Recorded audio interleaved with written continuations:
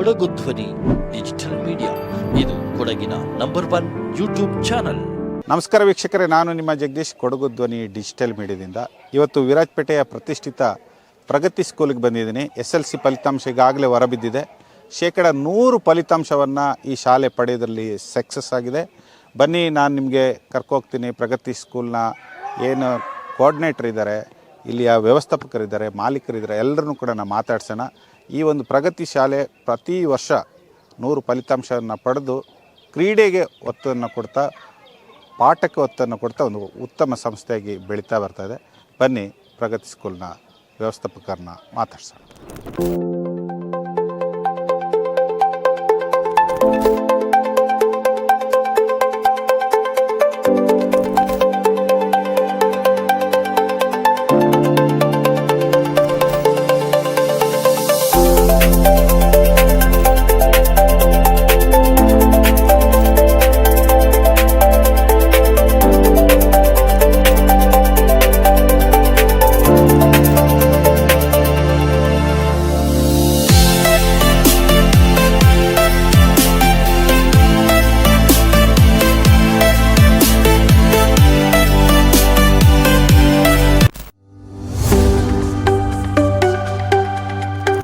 Sir, ಪ್ರಗತಿ school ಅಂತ ಹೇಳಿದ್ರೆ ಎಲ್ರಿಗೊಂದು ಖುಷಿ ಸ್ಕೂಲ್. ತಾವು ಕೂಡ ನಗ್ನಗ್ತಾ ಎಲ್ಲರ ಜೊತೆಗೆ ಬರೀತೀರಿ. ಇವತ್ತು SLC ಫಲಿತಾಂಶದಲ್ಲಿ ಏನು 100 ಫಲಿತಾಂಶ ನಿರೀಕ್ಷೆ ಜನ ಮಾಡ್ತಾಯಿದ್ರು, ಅದನ್ನು ರೀಚ್ ಆಗಿದ್ರಿ.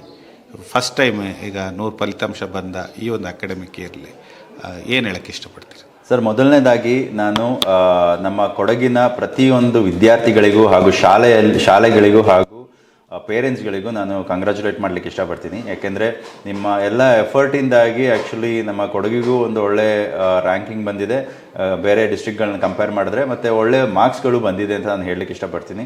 ಸೊ ಅದಕ್ಕೋಸ್ಕರ ನಮ್ಮ ವಿರಾಜಪೇಟೆ ಮತ್ತು ಸುತ್ತಮುತ್ತಲಿನ ಪ್ರತಿಯೊಂದು ಶಾಲೆಗಳಿಗೂ ಹಾಗೂ ವಿದ್ಯಾರ್ಥಿಗಳಿಗೂ ನಾನು ಕಂಗ್ರ್ಯಾಚುಲೇಟ್ ಮಾಡಲಿಕ್ಕೆ ಇಷ್ಟಪಡ್ತೀನಿ. ಸರ್, ತಾವು ನಮ್ಮ ಪಠ್ಯ ಮತ್ತು ಪಾಠ್ಯೇತರ ಸ್ಪೋರ್ಟ್ಸ್ ಮತ್ತು ಇದನ್ನು ಒಟ್ಟಿಗೆ ಹೋಗ್ತಿದ್ದೀರಿ. ಪ್ರಗತಿ ಸ್ಕೂಲಲ್ಲಿ ಅದೇ ಒಂದು ಸ್ಪೆಷಲ್. ಬರೀ ಓದಿಗೆ ಪ್ರಾಮುಖ್ಯತೆ ಅಂತಿಲ್ಲ, ಬರೀ ಕ್ರೀಡೆಗೆ ಪ್ರಾಮುಖ್ಯ, ಎರಡೂ ಸಮಾನಾಗಿ ಹೋಗ್ತಿದ್ದಾರೆ. ಸರ್, ಈ ಅಕಾಡೆಮಿಕ್ ಇಯರ್ಲಿ ಏನೇನು ಪ್ರಾಜೆಕ್ಟ್ಗಳನ್ನ ಹಾಕ್ಕೊಂಡಿದ್ರ ಅಂತ? ಸರ್, ಮುಖ್ಯವಾಗಿ ನನಗೆ ಈ ವರ್ಷ ನನ್ನ SSLC ಬ್ಯಾಚು 51 ಮಕ್ಕಳು ಇದ್ದಂತಹ ಬ್ಯಾಚ್ ಇದು.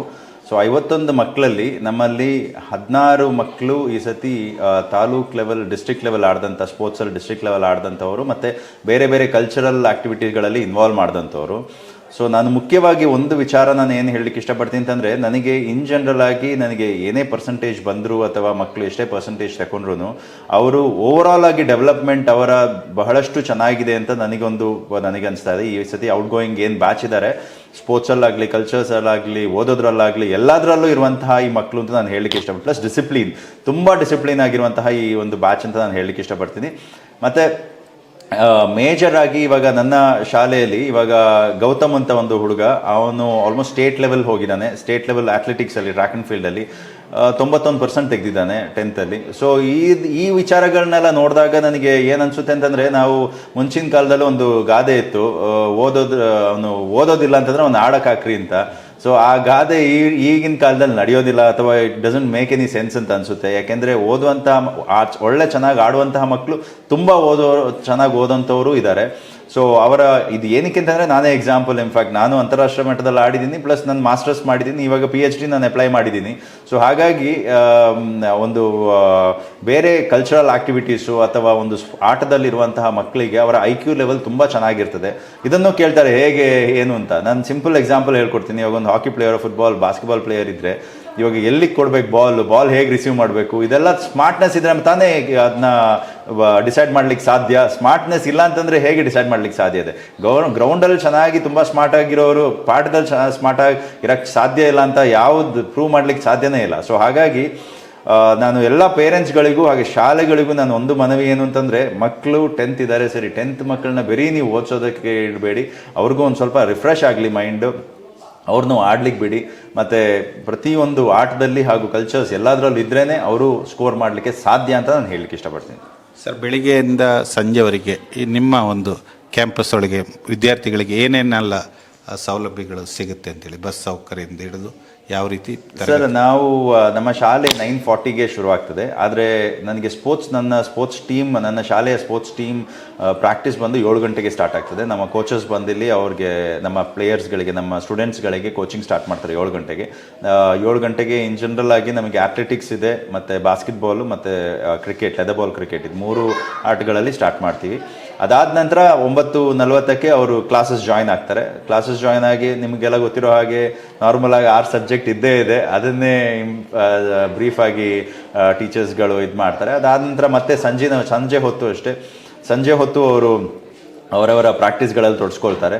ಮತ್ತು ಸ್ವಲ್ಪ ಸ್ಪೋರ್ಟ್ಸ್ ಮಕ್ಕಳು ಅಥವಾ ಬೇರೆ ಮಕ್ಕಳು ಸ್ವಲ್ಪ ವೀಕ್ ಅಂದರೆ ಅಕಾಡೆಮಿಕಲಿ ಸ್ವಲ್ಪ ವೀಕ್ ಇರೋವಂಥ ಮಕ್ಕಳಿಗೆ ಸ್ವಲ್ಪ ಎಕ್ಸ್ಟ್ರಾ ನಾವು ಕೋಚಿಂಗ್ ಒಂದು ಟ್ಯೂಷನ್ಸ್ ಥರ ನಾವು ಇಡ್ತೀವಿ 10th ಮಕ್ಕಳಲ್ಲಿ, ಮತ್ತು ಬೇರೆ ಕ್ಲಾಸ್ಗಳು ಅಷ್ಟೇ. ಸೊ ಹಾಗಾಗಿ ನಾವು ಇನ್ ಜನರಲ್ ಒಂದ್ಸತಿ ಬೆಳಿಗ್ಗೆ ಬಂದ ಮೇಲೆ ಸಂಜೆನೇ ಅವರು ಹೋಗೋಷ್ಟಿಗೆ ಅವ್ರು ಎಕ್ಸಾಸ್ಟ್ ಆಗಿ ಹೋಗ್ತಾರೆ. ಸೊ ನಾವು ಮುಖ್ಯವಾಗಿ ನಾವು ಪೇರೆಂಟ್ಸ್ಗಳಿಗೆ ನಾವು ಇಲ್ಲಿ ಏನು ಒತ್ತು ಕೊಡ್ತೀವಿ ಅಂತಂದರೆ ಅವರ ನ್ಯೂಟ್ರಿಷನ್ ಲೆವೆಲ್ ತುಂಬಾ ಇಂಪಾರ್ಟೆಂಟ್. ಅವ್ರು ಏನು ತಿಂತಾರೆ, ಏನು ಕುಡಿತಾರೆ, ದಟ್ ಈಸ್ ವೆರಿ ಇಂಪಾರ್ಟೆಂಟ್. ನಮ್ಮ ಬ್ರೈನ್ಗಳು ಎಷ್ಟು ಆ್ಯಕ್ಟಿವ್ ಇರ್ತದೆ ಅಂತ ಡಿಸೈಡ್ ಮಾಡೋದು ನಾವೇ.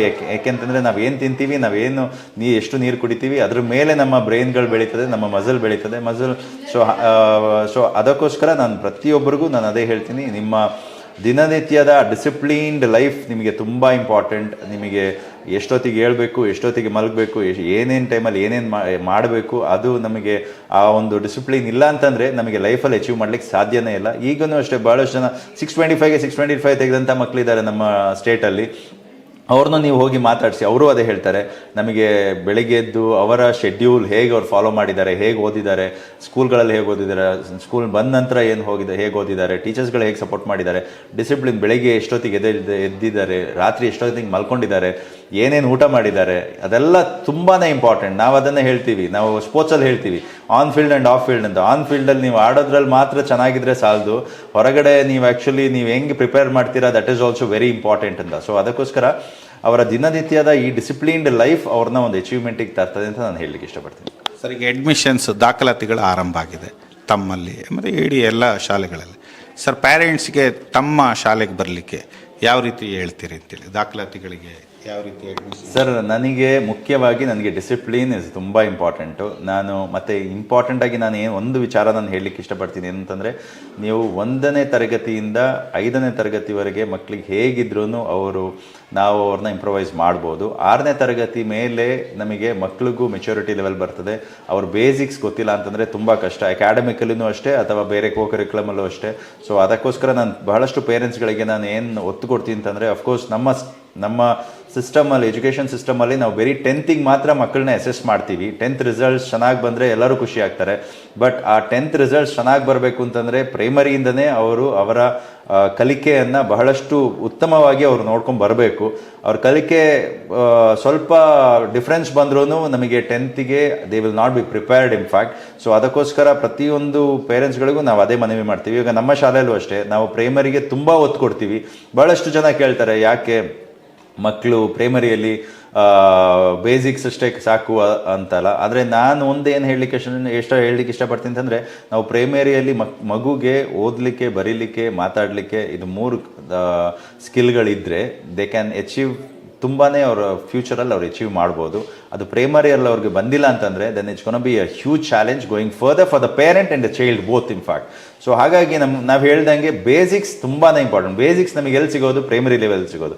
ಸೊ ನಮ್ಮ ಶಾಲೆಯಲ್ಲಿ ಬೇಸಿಕ್ಸ್ ತುಂಬಾ ಒತ್ತು ಕೊಡ್ತೀವಿ. ಬೇಸಿಕ್ಸ್ ಚೆನ್ನಾಗಿದ್ದರೆ 10ನೇ ಕ್ಲಾಸಿಗೆ ಬಂದು ಪೇರೆಂಟ್ಸ್ಗಳು ಮಕ್ಕಳ ಜೊತೆ ಕೂರಬೇಕು ಅಂತಲೇ ಇಲ್ಲ ಓದಲಿಕ್ಕೆ, ಅಥವಾ ಟೀಚರ್ಸ್ಗಳು ಎಕ್ಸ್ಟ್ರಾ ಕ್ಲಾಸಸ್ ತಗೋಬೇಕು ಅಂತಲೇ ಇಲ್ಲ.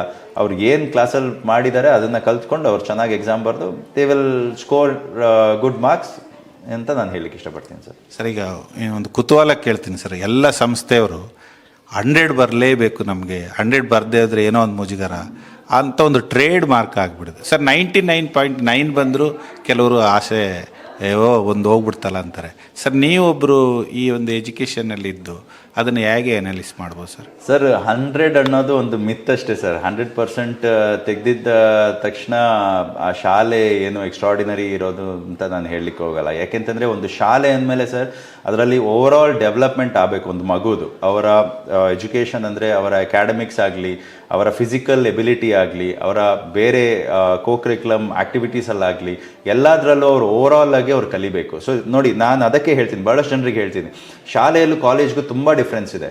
ನಾವು ಶಾಲೆ ಟೀಚರ್ಸ್ಗೂ ಕಾಲೇಜ್ ಟೀಚರ್ಸ್ಗೂ ತುಂಬ ಡಿಫ್ರೆನ್ಸ್ ಇದೆ. ಕಾಲೇಜ್ ಟೀಚರ್ ಬಂದು ಶಾಲೆಗಳಲ್ಲಿ ಪಾಠ ಮಾಡಲಿಕ್ಕೆ ಆಗೋದಿಲ್ಲ.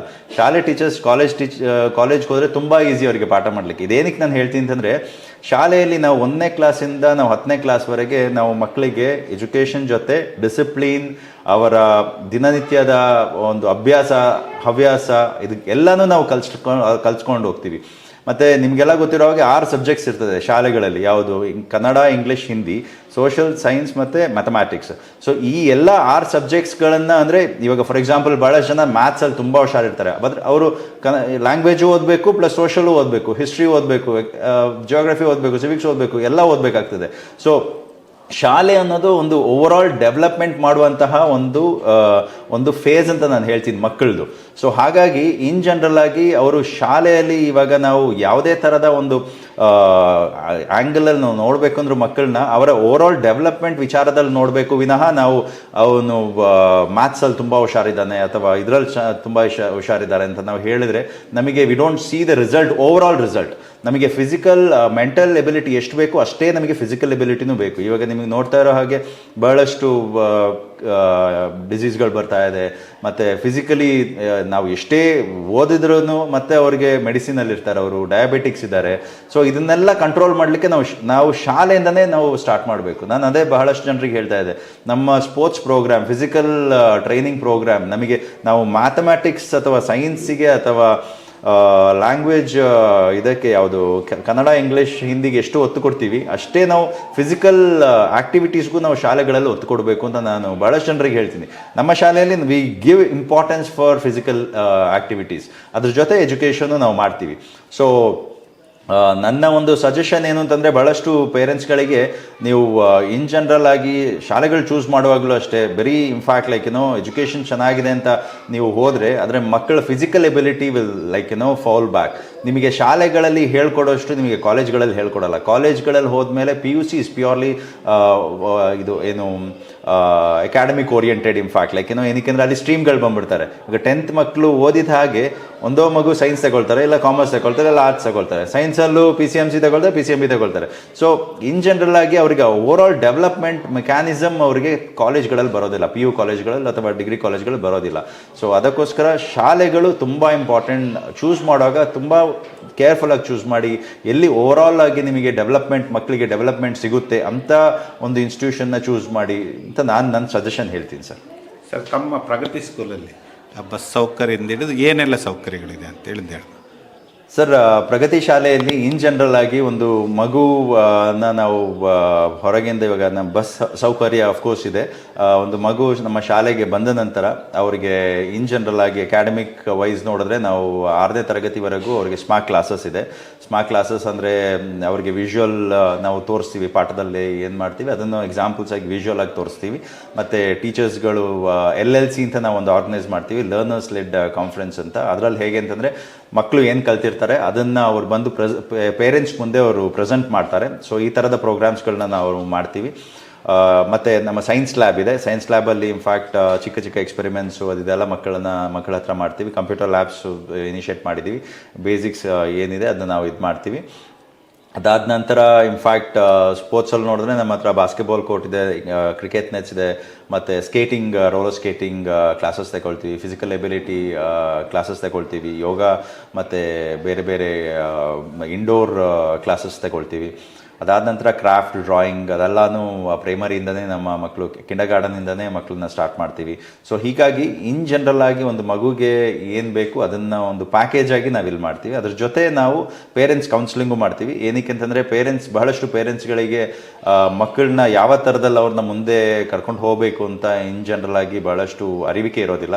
ಸೊ ಅಂಥ ಪೇರೆಂಟ್ಸ್ಗಳಿಗೆ ನಾವು ಗೈಡ್ ಮಾಡ್ತೀವಿ. ಯಾಕೆಂದರೆ ನಾವು ದಿನನಿತ್ಯ ಮಕ್ಕಳನ್ನ ನೋಡೋದ್ರಿಂದಾಗಿ ಆ ಮಗು ಯಾವುದರಲ್ಲಿ ಹೇಗೆ ಇದ್ದಾರೆ ಅಂತ ನಮಗೆ ಗೊತ್ತಾಗ್ತದೆ. ಸೊ ಹಾಗಾಗಿ ನಮ್ಮ ಕಡೆಯಿಂದ ನಾವು ಕೌನ್ಸಿಲಿಂಗ್ ಮಾಡ್ತೀವಿ. ಅದಾದಮೇಲೆ ಪೇರೆಂಟ್ಸ್ಗಳು ಡಿಸೈಡ್ ಮಾಡ್ತಾರೆ ಯಾವುದು ಏನು ಮಾಡಬೇಕು ಅಂತ. ಇವಾಗ ನೀವು ನೋಡಿರ್ಬೋದು, 10th ರಿಸಲ್ಟ್ಸ್ ಬಂದಿದೆ. ತುಂಬ ಪೇರೆಂಟ್ಸ್ಗಳು ಬಂದಿದ್ದಾರೆ. ನಾವು ಹೇಳಿದ್ವಿ ನಿಮಗೆ ಏನು ಮಾಡಬೇಕು, ಯಾವ ಕಾಲೇಜ್ ತಗೋಬೇಕು, ಮಕ್ಕಳನ್ನ ನೆಕ್ಸ್ಟ್ ಏನು ಮಾಡಬೇಕು, ಬೇಕಾದರೆ ಬನ್ನಿ, ಬೇಕಾದ್ರೆ ಕೌನ್ಸಿಲಿಂಗ್ ಮಾಡುವ ಅಂತ. ಸೊ ಪೇರೆಂಟ್ಸ್ಗಳು ಬಂದಿದ್ದಾರೆ. ಪೇರೆಂಟ್ಸ್ಗಳಿಗೂ ಒಂದು ಈಗರ್ನೆಸ್ ಇರ್ತದೆ, ಏನು ಮಾಡಬೇಕು ನೆಕ್ಸ್ಟು, ಯಾವ ಸ್ಟ್ರೀಮ್ ತಗೋಬೇಕು, ಯಾವುದ್ರಲ್ಲೂ ನಮ್ಮ ಮಗು ಹೋಗ್ಬೋದು ಏನು ಅಂತ. ಸೊ ಹಾಗಾಗಿ ಪೇರೆಂಟ್ಸ್ಗಳು ಬಂದು ಅವರ ಒಂದು ನಮ್ಮ ಸಜೆಷನ್ ತಗೊಂಡು ಅವ್ರು ಡಿಸೈಡ್ ಮಾಡ್ತಾರೆ ಸರ್. ಸಂಸ್ಥೆ ನಡಿಬೇಕಾದ್ರೆ ಒಂದಷ್ಟು ಆದಾಯಗಳು ಕೂಡ ಬೇಕಾಗುತ್ತೆ. ಆ ಮಕ್ಕಳ ಒಂದು ಫೀಸಿಂದ ನಡಿಬೇಕಾಗುತ್ತೆ ಸರ್. ಎಲ್ಲ ಶಾಲೆಗೆ ಕಂಪೇರ್ ಮಾಡಿದ್ರೆ ನೀವು ಇಷ್ಟೆಲ್ಲ ಸೌಲಭ್ಯಗಳನ್ನ ಕೊಟ್ಟು ಸ್ವಲ್ಪ ಕಡಿಮೆ ಫೀಸಲ್ಲಿ ಮಕ್ಕಳಿಗೆ ನೀವು ಬೆನಿಫಿಟ್ಸ್ನೆಲ್ಲ ಕೊಡ್ತಿದ್ದೀರಿ. ಅದು ಹೆಂಗೆ ನಿಮಗೆ ಸಾಧ್ಯ ಆಗ್ತಾ ಇದೆ ಅಂತ? ಸರ್, ನಾವು ಶಾಲೆ, ನಮ್ಮ ತಾಯಿ ಹಾಗೂ ತಂದೆ ಮೊದಲನೇ ಬಾರಿ ಶಾಲೆ ಒಂದು ಎಸ್ಟಾಬ್ಲಿಷ್ ಮಾಡಬೇಕು ಅಂದಾಗ ಅವರ ಮುಖ್ಯ ಉದ್ದೇಶ ಏನಿತ್ತು ಅಂತಂದರೆ ಎಲ್ಲ ಮಕ್ಕಳಿಗೆ ಒಂದು ಎಜುಕೇಷನ್ ಕೊಡುವಂತಹ ಒಂದು ಉದ್ದೇಶದಿಂದ ಅವ್ರು ಸ್ಟಾರ್ಟ್ ಮಾಡಿದರು. ಸೊ ಅದೇ ಉದ್ದೇಶನ ನಾವು ಇವಾಗ, ನಾನು ಹಾಗೂ ನನ್ನ ವೈಫ್ ಸುಷ್ಮಾ ಅವರು, ನಾವು ಇದನ್ನು ಕ್ಯಾರಿ ಫಾರ್ವರ್ಡ್ ಮಾಡಿದ್ದೀವಿ. ಮಕ್ಕಳಿಗೆ ನಮ್ಮ ಮುಖ್ಯ ಉದ್ದೇಶ ಏನು ಅಂತಂದರೆ ಸರ್, ಎಷ್ಟು ನಮ್ಮ ಕೈಯಿಂದ ಹೆಲ್ಪ್ ಆಗುತ್ತೆ ಅದನ್ನು ನಾವು ಮಾಡ್ತೀವಿ. ಭಾಳಷ್ಟು ಕಡಿಮೆ ಫೀಸ್, ನೀವು ಹೇಳಿದ್ದು ಕರೆಕ್ಟ್. ಆ್ಯಕ್ಚುಲಿ ನಮ್ಮ ವಿರಾಜಪೇಟೆ ಮತ್ತು ಕೊಡಗಲ್ಲಿ ಕಂಪೇರ್ ಮಾಡಿದ್ರೆ ಭಾಳಷ್ಟು ಕಡಿಮೆ ಫೀಸ್ ಇರೋದು ನಮ್ಮ ಶಾಲೆಯಲ್ಲಿ. ನಾವು ಅದನ್ನು ನಾವು ಮ್ಯಾನೇಜ್ ಮಾಡ್ತೀವಿ, ಫೈನಾನ್ಷಿಯಲಿ ನಾವು ಮ್ಯಾನೇಜ್ ಮಾಡ್ತೀವಿ. ನಾವು ಯಾವುದೇ ಒಂದು ವಿಚಾರದಲ್ಲೂ ನಾವು ಇನ್ಫ್ಯಾಕ್ಟ್ ಮಕ್ಕಳಿಗೆ ಅದನ್ನು ನಾವು ಕುಂದುಕೊರತೆ ತರಲಿಕ್ಕೆ ನಾವು ಇದು ಬಿಡೋದಿಲ್ಲ. ಸೊ ನಾವು ಯಾವುದೇ ಒಂದು ವಿಚಾರದಲ್ಲೂ ನಾವು ಅದು ಕಡಿಮೆ ಮಾಡಲಿಕ್ಕೆ ಹೋಗೋದಿಲ್ಲ. ಏನಕ್ಕೆಂದರೆ one of the best teachers ಇದ್ದಾರೆ, ಮತ್ತು ಸ್ಪೋರ್ಟ್ಸ್ಗೆ ಕೋಚಸ್ ಬರ್ತಾರೆ. ಸೊ ಎಲ್ಲನೂ ಅದರಲ್ಲಿ ಇನ್ಕ್ಲೂಸಿವ್ ಆಗಿರೋದ್ರಿಂದಾಗಿ ಸೊ ನಮಗೆ ನಮ್ಮ ಏನು ಫೀಸ್ ಸ್ಟ್ರಕ್ಚರ್ ಇದೆ ಅದರಲ್ಲೇ ನಾವು ಮ್ಯಾನೇಜ್ ಮಾಡಿಕೊಂಡು ವಿ ಆರ್ ಡೂಯಿಂಗ್ ದ್ಯಾಟ್. ಅಂದರೆ ಮತ್ತು ಇನ್ನೊಂದು ವಿಚಾರ ಏನು ಅಂತಂದರೆ ಸರ್, ಅಫ್ಕೋರ್ಸ್ ಒಂದೊಂದು ಶಾಲೆಗಳಿಗೆ ಒಂದೊಂದು ವಿಷನ್ ಇರ್ತದೆ. ಸೊ ನಮ್ಮ ಶಾಲೆಯ ವಿಷನ್ ಏನು ಅಂತಂದರೆ ಎಜುಕೇಷನ್ ಫಾರ್ ಆಲ್ ಅಂತ. ಸೊ ಯಾವುದೇ ಕ್ಲಾಸ್ ಅಥವಾ ಕ್ಯಾಟಗರಿ ಏನೇ ಇದ್ರೂ ವಿ ವಿಲ್ ಇನ್ಫ್ಯಾಕ್ಟ್ ನಾವು ಮುಖ್ಯವಾಗಿ ನೋಡೋದು ಮೆರಿಟ್. ಮಗುಗೆ ಟ್ಯಾಲೆಂಟ್ ಇದೆ, ಮೆರಿಟ್ ಇದೆ, ಯಾವುದೇ ಸ್ಪೋರ್ಟ್ಸಲ್ಲಾಗಲಿ, ಎಜುಕೇಷನ್ ಆಗಲಿ, ಬೇರೆದ್ರಲ್ಲಾಗಲಿ ಮೆರಿಟ್ ಇದೆ ಅಂತಂದರೆ ಅಫ್ಕೋರ್ಸ್ ನಾವು ಅವ್ರನ್ನ ಎಂಕರೇಜ್ ಮಾಡ್ತೀವಿ. ಅವ್ರಿಗೆ ಎಷ್ಟಾಗುತ್ತೆ ಅಷ್ಟು ನಾವು ಅವ್ರಿಗೆ ಸಪೋರ್ಟ್ ಮಾಡ್ತೀವಿ ಸರ್. ಸಂಸ್ಥೆಯ ದೊಡ್ಡ ಜವಾಬ್ದಾರಿಯನ್ನು ನಾವು ತಮ್ಮ ಮನೆಯವ್ರ ಜೊತೆಗೆ ನಿಭಾಯಿಸ್ತಾ ಇದ್ದೀರಿ. ಇವತ್ತು 100% ಬಂದಿದೆ. ಎಲ್ಲರಿಗೆ 100% ಬಂತು ಅಂತ ಹೇಳಿದ್ರೆ ದೊಡ್ಡ ಸಮಾಧಾನ. ಒಂದು ವರ್ಷಕ್ಕೆ ನಾವೇನು ಮಾಡಿದ್ದೀವಿ ಅದು ಫಲಿತಾಂಶದಲ್ಲಿ ಸಿಕ್ಕಿದೆ ಅಂತ. ಇವತ್ತು ಎಷ್ಟು ಖುಷಿಲಿದ್ದೀರಿ? ತುಂಬ ಖುಷಿ ಆಗ್ತಿದೆ. ಫಸ್ಟ್ ಆಫ್ ಆಲ್ ನೀವು ಹೇಳ್ದಂಗೆ ಇದೊಂದು ದೊಡ್ಡ ಜವಾಬ್ದಾರಿಯ ಕೆಲಸ. ಇದು ಚಿಕ್ಕ ಒಂದು ಕೆಲಸ ಅಲ್ಲ, ದೊಡ್ಡ ಜವಾಬ್ದಾರಿಯ ಕೆಲಸ. ಎಲ್ಲ ನಮ್ಮ ಮೇಲೆ ಇದೆ. ಅಂದರೆ ಮಕ್ಕಳು ನಮ್ಮನ್ನು ನಂಬಿ, ಪೇರೆಂಟ್ಸ್ ನಮ್ಮನ್ನು ನಂಬಿ ನಮ್ಮ ಶಾಲೆಯಲ್ಲಿ ಬಿಟ್ಟು ನಾವು ಅದಕ್ಕೆ ಎಜುಕೇಷನ್ ಕೊಟ್ಟು ಅವ್ರನ್ನ ಒಂದು ಈ ಹಂತಕ್ಕೆ ತರೋದು ಒಂದು ದೊಡ್ಡ ಜವಾಬ್ದಾರಿಯ ಕೆಲಸ. ಸೊ ತುಂಬ ಖುಷಿ ಆಗ್ತಿದೆ. ಈ ಸಲ 100% ರಿಸಲ್ಟ್ ಇದೆ. ಒಳ್ಳೆ ಸ್ಕೋರ್ ಮಾಡಿದ್ದಾಳೆ, ನಮ್ಮ ಟಾಪರ್ ಒಳ್ಳೆ ಸ್ಕೋರ್ ಮಾಡಿದ್ದಾಳೆ. ಸೊ ತುಂಬ ಖುಷಿ ಆಗ್ತಿದೆ. ನಿಮ್ಮ ಸಂಸ್ಥೆಗೆ ಎಲ್ಲ ಬರಬೇಕು, ಅಡ್ಮಿಷನ್ಸ್ಗಳಾಗಬೇಕು ಅನ್ನೋದನ್ನ ನೀವು ಹೆಂಗೆ ಕೇಳ್ತೀರಿ ಪೋಷಕರು? ನಾನು ಏನು ಹೇಳೋದಂತಂದರೆ, ನಮ್ಮ ಶಾಲೆಯಲ್ಲಿ ನಾನು, ನನ್ನ ಹಸ್ಬೆಂಡ್ ತಿಮ್ಮಯ್ಯ, ನಾವು ಒಂದು ಕಾನ್ಸೆಪ್ಟ್ ಏನು ಇಟ್ಕೊಂಡಿದ್ದೀವಿ ಅಂತಂದರೆ, ನಮ್ಮಲ್ಲಿ ಎಲ್ಲ ಥರದ ಮಕ್ಕಳು ಇದ್ದಾರೆ. ಇಟ್ಸ್ ನಾಟ್ ದ್ಯಾಟ್ ನಾವು ಹೈ ಸ್ಕೋರ್ ಮಾಡೋಂಥ ಮಕ್ಕಳನ್ನ ಮಾತ್ರ ಇಟ್ಕೊಂಡಿಲ್ಲ. ಎಲ್ಲ ಥರದ ಮಕ್ಕಳಿದ್ದಾರೆ. ಪುವರ್ ಸ್ಕೋರರ್ಸ್ ಇದ್ದಾರೆ, ಸ್ಲೋ ಲರ್ನರ್ಸ್ ಇದ್ದಾರೆ ಸ್ವಲ್ಪ. ಸೊ ಅವರಿಗೆ ಸ್ಪೆಷಲ್ ಅಟೆನ್ಷನ್ನು ಕೊಡ್ತಿದ್ವಿ. ಪ್ಲಸ್ ಸ್ಪೋರ್ಟ್ಸ್ ಇದೆ. ಸೊ ಎಲ್ಲನ ಕಂಬೈನ್ ಮಾಡಿ ಮಾಡುವಂಥ ಒಂದು ಶಾಲೆನೇ ಪ್ರಗತಿ. ಸೊ ನಮಗೆ ಬಂದು 8th ಬಂದು ಆ ಮಗು ಚೆನ್ನಾಗಿ ಮಾಡಿಲ್ಲ ಅಂದ ತಕ್ಷಣ ಅವನ್ನ ಕಳಿಸ್ಬಿಡೋದು, ಇಲ್ಲ ಅವನ್ನ ಪ್ರಮೋಟ್ ಮಾಡಲ್ಲ ನೆಕ್ಸ್ಟ್, ಆ ಥರ ಅಂಥ ವಿಷಯನೇ ಇಲ್ಲ. ಸೊ ಅವರಿಗೆ ಒಂದು ಎಕ್ಸ್ಟ್ರಾ ಕೋಚಿಂಗ್ ಆಗಲಿ, ನಮ್ಮ ಕೈಯಲ್ಲಾದಷ್ಟು ಕೋಚಿಂಗ್ ಆಗಲಿ, ಸ್ವಲ್ಪ ಜಾಸ್ತಿ ಕೋಚಿಂಗ್, ಅವರಿಗೆ ಸ್ಪೆಷಲ್ ಅಟೆನ್ಷನ್ ಕೊಟ್ಟು ಮಾಡಿ ವಿ ಮೇಕ್ ಶ್ಯೂರ್ ಅವನು 10th ಒಳ್ಳೆ ರಿಸಲ್ಟ್ ತೊಗೊಂಡು ಅವ್ನು ನೆಕ್ಸ್ಟ್ ಫ್ಯೂಚರ್ ಒಳ್ಳೇದಾಗಲಿ ಅಂತ ಅನ್ನೋ ಒಂದು ಉದ್ದೇಶ ಮಾತ್ರ ನಮ್ಮಲ್ಲಿರೋದು. ಸೊ ಹಾಗೆ ಸ್ಪೋರ್ಟ್ಸಲ್ಲೂ ಕೂಡ Thimmaiah is very much keen in sports, I mean to academics. So ಇಬ್ಬರು, ಅವರು ಸ್ಪೋರ್ಟ್ಸ್ ಆದರೆ ನಾನು ಅಕಾಡೆಮಿಕ್ಸ್ ಮಾಡ್ತೀನಿ, ಎಲ್ಲ ಥರದ್ರಲ್ಲೂ ಒಟ್ಟಿಗೆ ಸೇರಿ ಒಂದು ಮಾಡಿ ನಾವು ಈ ಹಂತದಲ್ಲಿ ಅದೇ ನಾನು ಒಂದೇ ಏನು ಹೇಳೋದು ಅಂತಂದರೆ, ಪೇರೆಂಟ್ಸಿಗೆ ಎಜುಕೇಷನ್ನೇ ಅಂತ ಟಾರ್ಗೆಟ್ ಮಾಡಿ ಮಕ್ಕಳಿಗೆ ಒಂದು ಪ್ರೆಷರ್ ಹಾಕಿ ನೀನು ಅಷ್ಟು ಸ್ಕೋರ್ ಮಾಡು, 90 above 100 ತಗೋ ಅಂತ ಅನ್ನೋದು somewhere which I feel it's not right. So child has to go with both mental and physical both ಅಂತ ನಾನು ಅದನ್ನೊಂದು ಅಡ್ವೈಸ್ ನಾನು ಹೇಳಕ್ಕೆ ಇಷ್ಟಪಡ್ತೀನಿ. ಬಿಕಾಸ್ ನಮಗೆ ಗೊತ್ತಿಲ್ಲ, ಮಕ್ಕಳಲ್ಲಿ ಎಲ್ಲ ಥರದ ಟ್ಯಾಲೆಂಟ್ ಇರ್ಬೋದು, ಒಬ್ಬ ಎಜುಕೇಷನಲ್ಲಿ ಇರ್ಬೋದು, ಒಬ್ಬ ಸ್ಪೋರ್ಟ್ಸಲ್ಲಿ ಇರ್ಬೋದು. But what we do here in Pragati, we combine both academics as well as sports and get them to their future. So basically we both focus on both academics and sports. That's what I like to say. Thank you.